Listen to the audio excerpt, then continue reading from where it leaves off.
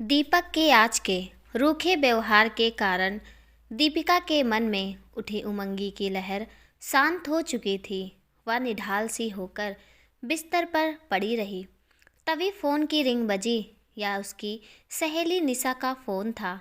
वह video call कर रही थी, मगर दीपिका ने कॉल अटेंड नहीं की। कुछ देर बाद फिर नॉर्मल कॉल आई। फ़ोन उठाते ही निशा बोली, क्यों दीपिका, वीडियो कॉल क्यों नहीं उठाई? आज भी व्यस्त है क्या? चल मैं वीडियो कॉल करती हूँ, देखूँ तो सही आज मेरी सहेली कैसी लग रही है। मगर दीपिका ना नुकर करने लगी। आज रहने दो, किसी और दिन करते हैं। निशा, क्या बात है दीपिका, पहले तो तुम कभी मना नहीं करती थी, मगर शादी के बाद तुम तो बदल ही गई हो। दीपिका, नहीं यार, ऐसी कोई बात नहीं है। वो क्या है कि सारा सामान बिखरा पड़ा है और मैं अभी तैयार भी नहीं हुई हूँ। वीडियो में कहीं उसकी आंखों के आंसू नज़र ना आ जाए, इसलिए दीपिका ने उसे मना कर दिया। निशा, अच्छा चल ठीक है, लेकिन जीजा जी से तो बात करवा। आज पहला करवा चौथ है तुम्हारा, क्या गिफ्ट देने वाले हैं वो? दीपिका, वो अभी यहाँ नहीं है, काम से बाहर गए हैं। निशा नाराज होते हुए, तुम हमेशा यही कहती हो, जब भी मैं फ़ोन करूं कुछ ना कुछ बहाना लगा देती हो। मैं खुद ही उनसे बात कर लूँगी। चल तू नंबर दे मुझे उनका। दीपिका ने बात संभालने की कोशिश की। अरे यार, तुम्हें लगता है कि मैं तुमसे झूठ बोलूँगी? ये सब छोड़, या बता तुमने क्या पहना है? अभी मुझे पिक सेंड कर तेरी, मैं भी वही पहनूँगी। निशा को तो उसने समझा दिया था, मगर खुद को कैसे समझाए। सारा दिन वह उदास रही और आज दीपक सारे दिन घर से बाहर ही रहा। शाम को माँ को फ़ोन करके वह बोला कि आज ज़रूरी काम से उसे कोचिंग में रुकना पड़ेगा। घर आते आते देरी हो जाएगी। आप लोग खाने के लिए मेरा इंतज़ार मत करना। सरिता जी ने जब दीपिका को यह बात बताई तो वह समझ चुकी थी कि आज वे जानबूझकर देरी से आएंगे। शाम को व्रत खोलने के लिए दोनों बहनें माँ और भाभी के पास आ गई थी।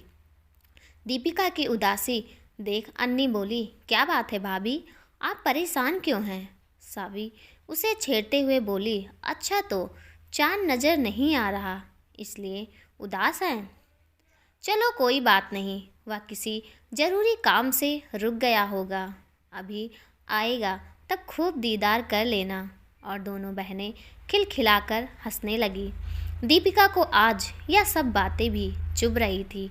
वह जानती थी दीपू के आने के बाद क्या होने वाला है। धीरे धीरे दीपक का यह रोज़ का काम हो गया। घर देरी से आना, बाहर ही खाना खाना। अब उसने घर पर बच्चों को ट्यूशन देना भी बंद कर दिया था। कहता कि उसे कोचिंग छोड़कर यहाँ आने में दिक्कत होती है, मगर दीपिका जानती थी कि दिक्कत यहाँ रहने से है। वह जितना हो सके दीपिका से दूर रहने लगा था।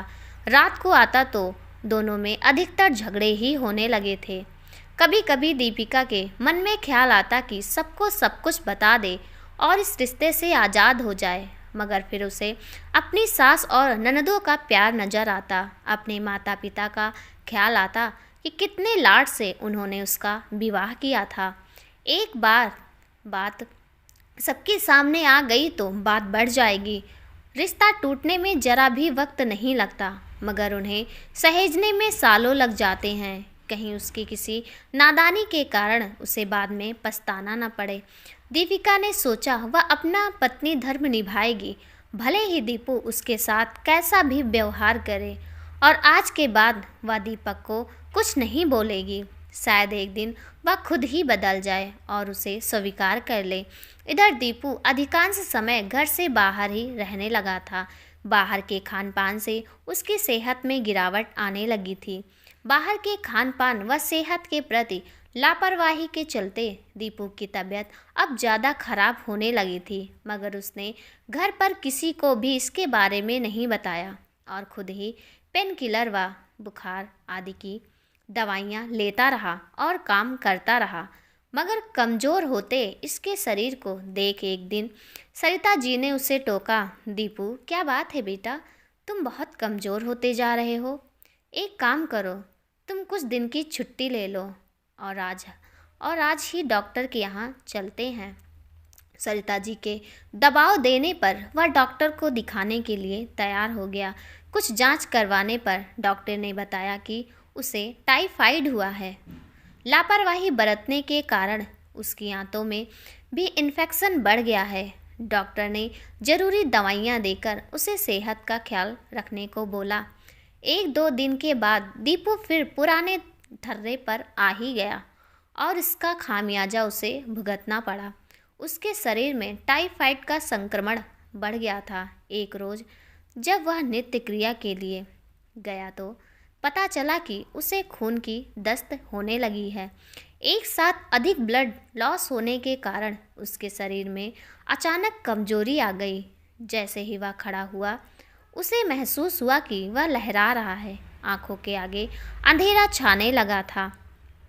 1-2 कदम ही आगे बढ़ाए थे कि वह बेहोश होकर धड़ाम से गिर गया, मगर गिरते वक्त उसका पैर भी फिसल गया, जिसके कारण उसका सिर दीवार से टकरा गया और दाहिना हाथ खुद के शरीर के नीचे दबने के कारण फ्रैक्चर हो गया।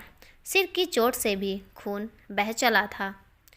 उसके गिरने की आवाज़ बाहर काम कर रही दीपिका ने सुनी तो वह चिल्ला पड़ी। वह अपनी सास को बुलाकर लाई।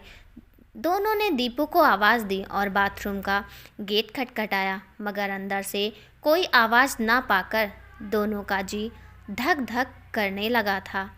सरिता जी दौड़कर पड़ोस से किसी को बुलाकर लाई। दरवाज़ा अंदर से बंद होने के कारण उसे तोड़ना पड़ा। देखा तो दीपक बेहोश हुआ पड़ा था, सिर से भी खून भी बह रहा था। दीपू को इस हालत में देख दीपिका तो रोने ही लगी थी। बिना ज़्यादा देरी किए दीपक को हॉस्पिटल ले जाया गया। काफ़ी ब्लड लॉस हो जाने के कारण उसके शरीर में खून की कमी आ गई थी। जांच करवाने पर पता चला कि हीमोग्लोबिन भी 4 पॉइंट ही रह गया है। डॉक्टर ने बोला कि उसे जल्दी ही खून चढ़ाना पड़ेगा, लेकिन दीपक का ब्लड ग्रुप रेयर होने के कारण अस्पताल में खून मिलना संभव नहीं था। मगर इत्तेफाक से दीपिका का ब्लड ग्रुप भी समान ही था। जरूरी जांचें करवाने पर तय हुआ कि दीपिका खून दे सकती है। दीपिका भी खून देने के लिए तैयार थी। आखिर दीपक उसका पति था। दीपक के बगल वाले बिस्तर पर ही दीपिका लेट गई और उसके शरीर से खून की एक एक बूंद अब दीपक के शरीर में जाने लगी। इस वक्त दीपिका सारे गिले शिकवे भूलकर भगवान से बस यही प्रार्थना कर रही थी कि दीपक जल्दी से जल्द ठीक हो जाए। दोनों की शादी को काफ़ी समय भी हो गया था, मगर दीपक की बेरुखी के कारण दीपिका के मन में प्रेम के बीज दबे ही पड़े थे। आज दीपक को इस अवस्था में देख वो बीज अंकुरित होने लगे थे। दीपिका ने महसूस किया कि वह दीपक को बहुत प्यार करती है। भले ही दोनों के बीच संवाद नहीं होता, मगर उसका आसपास रहना भी उसे अच्छा लगता है। जब कभी दीपक देरी से घर पहुंचता तो कैसे वह उसके आने तक का इंतजार करती है। हालांकि दीपक बिना उसे 2 शब्द बोले ही सो जाता, मगर उसके सोते हुए चेहरे को देखकर भी दीपिका सुकून का एहसास करती थी। वह मन ही मन में महसूस कर रही थी कि उसके अंदर प्रेम का झरना बहने लगा है। कुछ देर बाद जब दीपक को होश आया तो पहली नज़र दीपिका पर ही पड़ी। दीपिका ने उसे देखा तो मन ही मन ईश्वर का धन्यवाद अदा किया और दीपक को देख हौले से मुस्कुराई, मगर दीपक की आंखों में अभी भी शून्य भाव। हॉस्पिटल से डिस्चार्ज होने के बाद दीपू को बेड रेस्ट करने की हिदायत दी गई। अब अनीता और सविता दोनों बहनें भी अपने भाई से मिलने घर आ गई थी। कुछ दिन के लिए घर में चहल पहल रही। दीपिका को भी अपनी ननदों का यहाँ आना अच्छा लगता था। जब वे आती तो पूरे घर में रौनक बनी रहती थी और उसे अकेलापन भी महसूस नहीं होता था। जब तक वे घर रही, दीपू का ख्याल उन्होंने ही रखा। कुछ दिन ठहरने के बाद दोनों बहनें भी चली गई। अब दीपक का ख्याल रखने की सारी जिम्मेदारी दीपिका और सरिता जी पर ही आ गई थी। सरिता जी की उम्र काफ़ी थी और शरीर से भारी होने के कारण वे दीपू का अकेले ख्याल नहीं रख सकती थी। कमजोरी की वजह से दीपक उठने बैठने में भी तकलीफ महसूस करता था और सीधा हाथ टूट जाने के वजह से ना वह खुद नहा सकता था, ना खाना खा सकता था। दीपक की हालत देख कुछ देर के लिए दीपिका ने सोचा, जो होता है अच्छे के लिए होता है। शायद इसी बहाने अब उन दोनों के बीच की दूरियां कम हो जाए। दीपक की बीमारी के बहाने उसे अपने पति के साथ वक्त बिताने का समय तो मिलने लगा। एक रोज़ दीपिका ने दीपू के लिए खिचड़ी बनाई। दोनों बहनों के चले जाने के बाद दीपू को खाना उसकी माँ ही खिलाती थी, मगर उस दिन वे किसी काम में व्यस्त थी। वे बोली, दीपिका तुम ही खाना खिला दो। दीपिका एक प्लेट में खिचड़ी डालकर दीपू के पास लेकर आ गई। इस वक्त वह अपने बिस्तर पर ही लेटा हुआ था। बीमार होने के बाद अब वह बेड पर ही सोता था और दीपिका पास बिछे पलंग पर अपने हाथ से सहारा देकर दीपिका ने उसे सिरहाने बिठाया और उसकी पीठ के पीछे एक तकिया लगा दिया ताकि उसे कंफर्टेबल महसूस हो। दीपू ने प्लेट पकड़ने के लिए अब हाथ आगे बढ़ाए, मगर दीपिका ने प्लेट उसे नहीं दी। आज दीपक ने दोबारा लेने की कोशिश भी नहीं की थी। दीपिका भी बेड पर ही बैठ गई और चम्मच से दीपक को खिचड़ी खिलाने लगी। दीपक की नज़रें दूर दीवार पर टिकी हुई थी। वह चाह रहा था कि वह दीपिका की नज़रों से दूर रहे, लेकिन इसे भी दीपिका ने एक मौका समझा। इसी बहाने वह दीपू के चेहरे को करीब से देख पा रही थी। इतने करीब होने पर दीपिका के मन में उथल पुथल मचने लगी थी। अभी वह खिचड़ी खा चुका था, मगर चावल के कुछ दाने उसके ओंठों के किनारे की हल्की मूंछों पर अटक गए थे। दीपिका ने अपनी साड़ी के पल्लू से उन्हें हटाने लगी थी, मगर कुछ देर के लिए चावल की जगह उसका ध्यान दीपू के ओंठों की सुर्खियों में अटक गया था। वह अपने ख्यालों में खोने लगी ही थी कि इतने में सरिता जी कमरे में आती हुई बोली, दीपिका, दीपू को खाना खिला दिया क्या? सास की आवाज़ सुन वह हड़बड़ाते हुए खड़ी हुई और बोली, जी मम्मी जी, खिला दिया। इतना कहकर वह कमरे से बाहर निकली। दरवाजे के बाहर आकर उसने गहरी सांस ली और मन ही मन में कुछ सोचती हुई मुस्कुराने लगी। खिचड़ी की जूठी प्लेट लिए वह सिंक की तरफ बढ़ने लगी। उसने महसूस किया कि उसकी चाल में आज अलग ही लय है। दीपक के करीब आने का बीमारी एक अच्छा बहाना था। दीपिका ने इसे अब अवसर की ही तरह इस्तेमाल किया, मगर दीपक न जाने किस पत्थर दिल से बना था कि एक बार उसकी ओर मुड़ के देखता भी नहीं। हालांकि अब वह दीपिका की किसी पहल का विरोध भी नहीं करता था।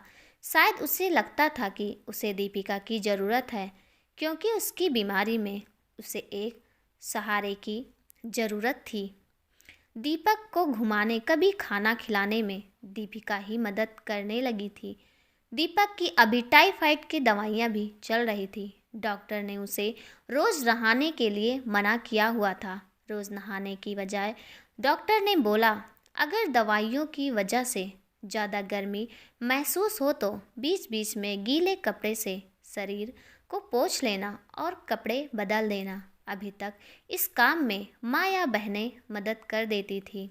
एक दिन नहाने के बाद दीपक ने देखा कि माँ तो सो रही हैं। वह खुद ही अपने शर्ट के बटन बंद करने लगा था, मगर दाहिने हाथ में प्लास्टर बंधा होने के कारण वह बटन नहीं लगा पा रहा था। तभी दीपिका की नज़र उस पर पड़ी तो वह बोली, लाइए मैं बटन बंद कर देती हूँ। दीपक ने कुछ भी नहीं बोला और चुपचाप खड़ा हो गया। दीपिका ने उसकी खामोशी को सहमत ही समझा और शर्ट के बटन लगाने के लिए उसके करीब आई। दीपिका ने देखा बीमारी के कारण अब उसका शरीर पहले जैसा चुस्त नहीं रहा। जब भी दीपिका उसके पास होती वह अपनी नज़रें दूर कहीं टिका लेता। आज वह भी ऐसा ही कर रहा था। दीपिका एक एक करके बटन बंद कर रही थी। जैसे ही उसके हाथ सीने तक पहुँचे, उसने महसूस किया कि दीपक की धड़कनें बढ़ रही हैं, मगर वह उन पर काबू पाने की नाकाम कोशिश कर रहा है। फिलहाल दीपिका इस काम में इतनी व्यस्त थी कि उसे अपनी साड़ी के लटकते हुए पल्लू का ख्याल ही नहीं रहा। बटन बंद करने के बाद जब वह जाने लगी तो उसका पैर साड़ी में उलझ गया, जिसका लटकता हुआ पल्लू उसके पैर के नीचे आ गया था। जैसे ही वह गिरने को हुई, दीपक ने दूसरे हाथ से उसे थाम लिया, जिसके स्पर्श से आज तक वह अनजान थी। आज अचानक उसने छुआ तो दीपिका को बिजली के झटके के जैसा महसूस हुआ। उसके हाथ की पकड़ अभी भी मजबूत थी। शादी होने के बाद आज पहली बार दीपक और वह एक दूसरे की नज़रों में देख रहे थे। दीपिका तो चाह रही थी कि यह पल बीते ही नहीं, मगर दीपक ने संभालते हुए उसका हाथ छोड़ दिया। वह भी दीपक को थैंक्स बोलकर आगे बढ़ गई। छोटी छोटी हेल्प के बहाने उन दोनों के बीच की दूरियां कम होने लगी थी। दीपिका ने भी यह महसूस किया कि अब दीपक में भी कुछ बदलाव आ रहा है। शायद वह भी दीपिका को चाहने लगा था, मगर कभी जताया नहीं। दीपिका को अब उस दिन का इंतजार था। दीपक खुद अपने मुंह से प्रेम का इजहार करे। धीरे धीरे दीपक की सेहत ठीक होने लगी थी। अब वह अपना काम भी खुद करने लगा था। बहुत दिनों से दीपिका अपने मायके नहीं गई थी। पिताजी की भी छुट्टियां नहीं होने के कारण वे भी दीपक और उससे मिलने नहीं आ पाए थे। आज दीपिका के पिताजी अपने दामाद और बेटी से मिलने घर आए। दीपिका अपने पिताजी को देखकर बहुत खुश हुई। बहुत दिनों में मिलने के कारण उसकी आंखें भर आई थी। अपनी बेटी की आंखों में आंसू देख उन्होंने उसे गले लगा लिया। पिता और बेटी का प्यार देख सरिता जी बोली, समधी जी बेटी से ही मिलते रहेंगे या दामाद की भी खबर लेंगे? यह सुन वे बोले, समधन जी उन्हीं के लिए तो आया हूँ। इसके बाद सब लोगों ने खाना खाया और बातें की। दोपहर होने तक सरिता जी की बड़ी बेटी और दोनों बच्चे नोनू और चेल्सी भी वहाँ आ गए। उनके आते ही घर में चिल्ल पौ मच गई। काफ़ी दिनों बाद दोनों अपने मामू के यहाँ आए थे। दीपक भी बच्चों के साथ खेलने लगा था।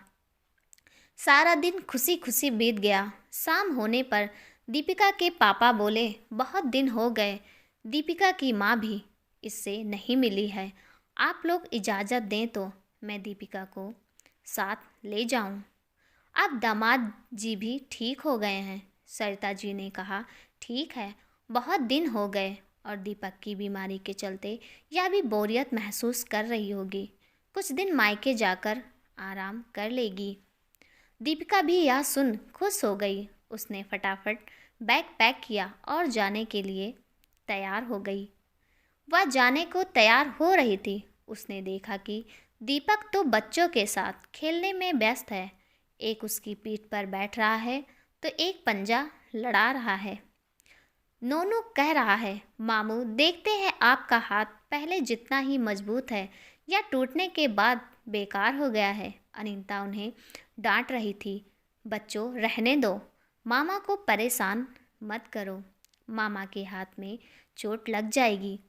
दीपिका ने जाने के लिए कदम बढ़ाए ही थे कि अंदर से दीपू के दर्द से चीखने की आवाज़ आई।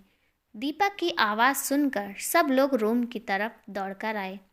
दीपिका ने देखा वह अपने बाएं हाथ की कोहनी को पकड़कर कराह रहा है। क्या हुआ दीपू? सावी ने पूछा। दीदी, इस नोनू के बच्चे ने मेरा हाथ मोड़ दिया था, बड़ा दर्द हो रहा है दीदी। देखो अभी तो ठीक हुआ था, अब फिर से दर्द होने लगा है। देखो मुड़ भी नहीं पा रहा है। मुझे तो लगता है मैं इस हाथ से खाना भी नहीं खा पाऊंगा। हाथ को सहलाते हुए दीपक बोल रहा था। उसकी बातें सुन सावी को हंसी आने लगी थी, इसलिए वह मुंह दबाकर बाहर आ गई। यह सब देख दीपिका के पापा बोले, दीपिका बेटी, मुझे लगता है अभी तुम्हें कुछ और दिन यहीं रुकना चाहिए। अभी दामाद जी पूरी तरह ठीक नहीं हुए हैं। दीपिका ने भी हाँ में सिर हिलाया। कुछ देर बाद दीपिका के पापा चले गए। अब सविता जी भी जाने लगी थी। दोनों बच्चे भी जाने लगे। जाते जाते सविता एक बार दीपू के पास आई और उसका कान पकड़कर धीरे से बोली, क्यों बच्चों, तुम्हारा तो दायां हाथ टूटा था ना, अचानक बाएं हाथ में दर्द कैसे हुआ? दीपक को लगा जैसे उसकी चोरी पकड़ी गई। उसने सोचा कहीं यह बात दीपिका को मालूम तो ना पड़ गई। उसने इशारों में सावी को बोला, प्लीज़ किसी को कुछ मत कहना। इसके बाद सविता भी अपने घर चली गई। शाम को सब खाना खाने बैठे तो दीपू खाना नहीं खा रहा था। माँ के पूछने पर बोला, माँ अभी मुझे भूख नहीं है, मैं बाद में खा लूँगा अपने रूम में ही। ठीक है दीपिका, तुम इसका खाना रूम में रख देना। ठीक है मम्मी जी। जरूरी कामों को निपटाने के बाद दीपिका खाना लेकर रूम में गई। वह खाना रख कर आने लगी ही थी कि उसका पल्लू पीछे उलझ गया था। पीछे मुड़कर देखा तो पल्लू दीपक ने पकड़ा हुआ था। दीपिका को अपनी आंखों पर विश्वास ही नहीं हुआ। दीपक बोला, खाना तुम ही खिलाओ ना प्लीज़। क्या? दीपिका को जैसे अपने कानों पर विश्वास ही नहीं हुआ। वह फिर बोला, दीपू खाना तुम ही खिलाओ ना अपने हाथों से। दीपिका को तो जैसे अपने कानों पर विश्वास ही नहीं हो रहा था। वह बोली, क्या तुमने मुझे दीपू बोला? हाँ, क्यों, तुम्हें यह नाम पसंद नहीं है क्या? पसंद तो बहुत है। वह बोली, अच्छा। और नाम बोलने वाला? कुछ देर खामोश रहकर वह दीपक के करीब आई और उसके पास आकर बोली, नाम वाला तो बहुत पहले से पसंद है। दीपिका उसे अपने हाथों से खाना खिलाने लगी थी।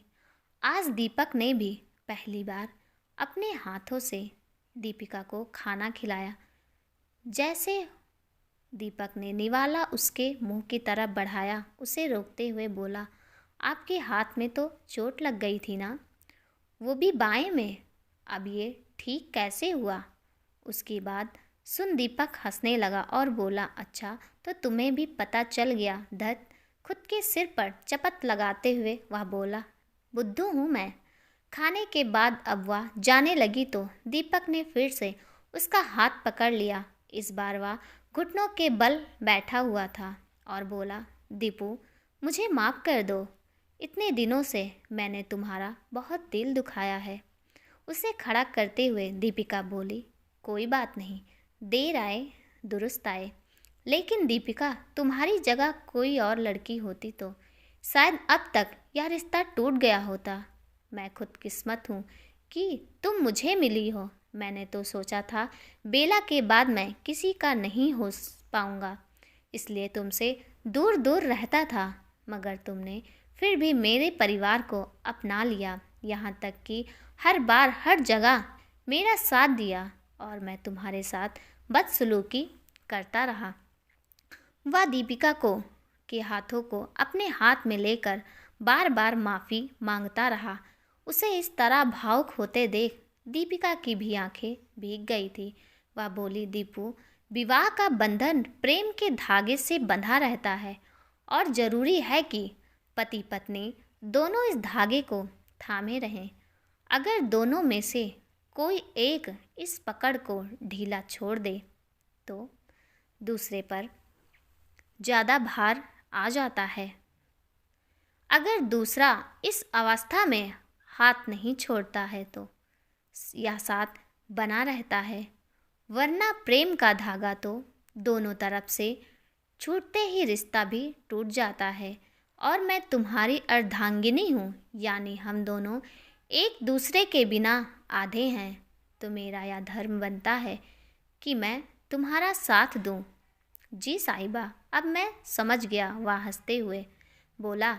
लेकिन तभी दीपिका झूठ मूठ का गुस्सा करते हुए बोली, माफ़ कर दूंगी, मगर वादा करो कभी ये हाथ और मेरा साथ नहीं छोड़ोगे।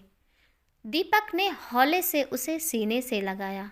उसके चेहरे पर आते बालों को लटों से उंगली से हटाते हुए उसका दूसरा हाथ अपने हाथ से थाम लिया और हाथ को चूमते हुए बोला, मैं तुम्हारा हाथ कभी नहीं छोड़ूंगा।